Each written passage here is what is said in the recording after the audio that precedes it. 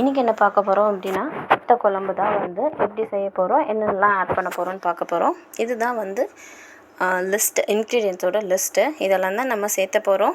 So நம்ம இப்போ எடுக்கிற குவான்டிட்டி எவ்வளோ வேணும் செய்கிறோமோ அதுக்கேற்ற மாதிரி நம்ம அட்ஜஸ்ட் பண்ணி இன்க்ரீடியன்ஸை போட்டுக்கலாம்.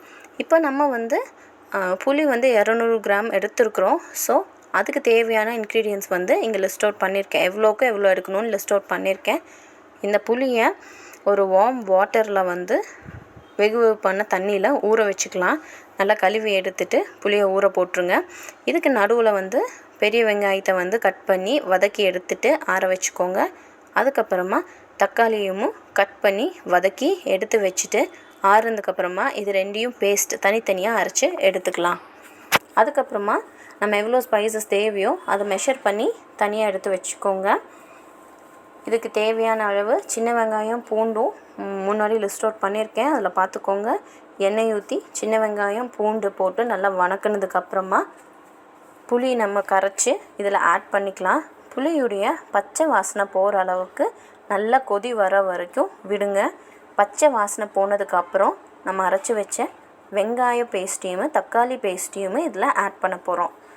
இதில் ஆட் ஆகி நல்லா மிக்ஸ் ஆகி கெட்டியானதுக்கப்புறமா நம்ம எடுத்து வச்சிருந்த பவுடர் வகைகள், வத்த குழம்பு பவுட்ரு, இது பெருங்காயத்தூள், உப்பு, கடுகுத்தூள், வெந்தயத்தூள் எல்லாத்தையுமே வந்து இப்போது எவ்வளோ கிராம்ஸ் மெஷர் பண்ணி எடுத்தோமோ 200 கிராம் புளிக்கு எவ்வளோ நாங்கள் மெஷர் பண்ணி முன்னாடி கொடுத்துருக்கேன், அதை வந்து நம்ம இப்போது ஆட் பண்ணி நல்லா கொதி வந்ததுக்கப்புறமா நம்ம வத்தல் இருக்குது இல்லைங்களா, கடையில் கிடைக்கும், அதை வாங்கி கொஞ்சம் எண்ணெயில் போட்டு எவ்வளோ தேவையோ எண்ணெயில் போட்டு பொரிச்சு எடுத்துட்டு இதில் நீங்கள் ஊற்றிட்டு நல்லா கிளறி விட்டுக்கோங்க. 5 மினிட்ஸ் இருந்ததுக்கப்புறம் ஆஃப் பண்ணிக்கலாம்.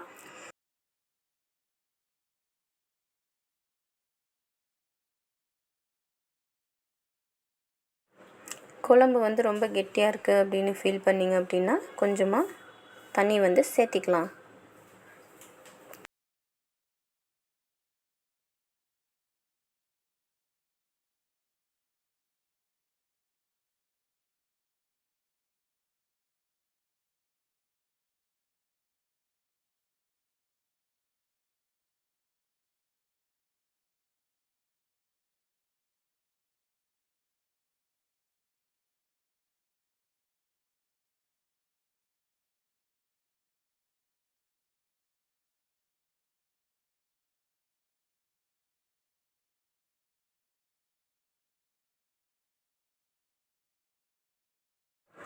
ஃபைனலாக நல்லா கொதி வந்ததுக்கப்புறம் வத்தல் வந்து அது கூட வந்து ஊறி வந்துடும்.